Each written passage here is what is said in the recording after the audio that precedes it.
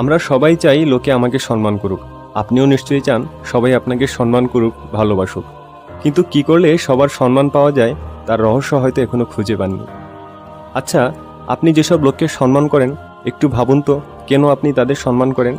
নিশ্চয়ই সে লোকটি কখনো কারো উপর রেগে যায়নি, সবসময় হাসি মুখে কথা বলে, কখনো মিথ্যে বলেনি, লোকটি ধূমপান করে না, এইসব তো। তাহলে তো খুব সহজে আপনার জানা হয়ে গেল কেন মানুষ মানুষকে সম্মান করে, ভালোবাসে। আপনি যেসব কারণে মানুষকে সম্মান করেন আপনি সেই গুণগুলো নিজের মধ্যে আনার চেষ্টা করুন, তাহলে লোকেও আপনাকে সম্মান করবে, ভালোবাসবে। কোনো লোক শুধু জ্ঞানী বলেই সবাই তাকে সম্মান করে না। আপনাকে ভালো ব্যবহারে একজন হাসি মুখের মানুষ হতে হবে।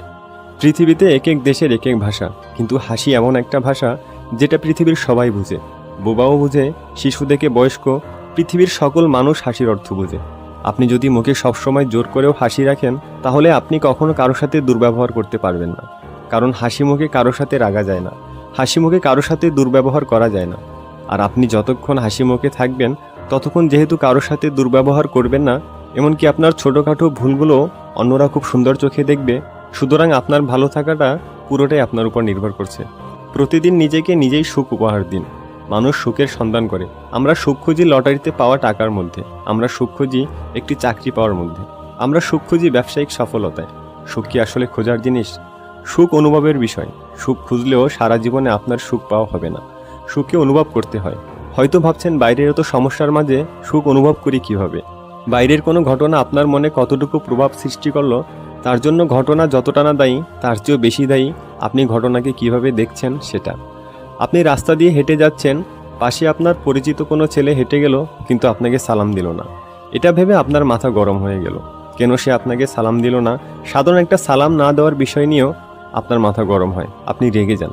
অফিস থেকে বাসায় ফিরবেন কিন্তু রিক্সাওয়ালা ভাড়া 5 টাকা বেশি চাইলো বলে এখানেও আপনার মাথা গরম হয়ে গেল। দেখুন, আপনি কিন্তু ঘটনাকে নিয়ন্ত্রণ করতে পারছেন না, উল্টো ঘটনা আপনাকে নিয়ন্ত্রণ করছে। অথচ হওয়ার কথা ছিল উল্টোটা।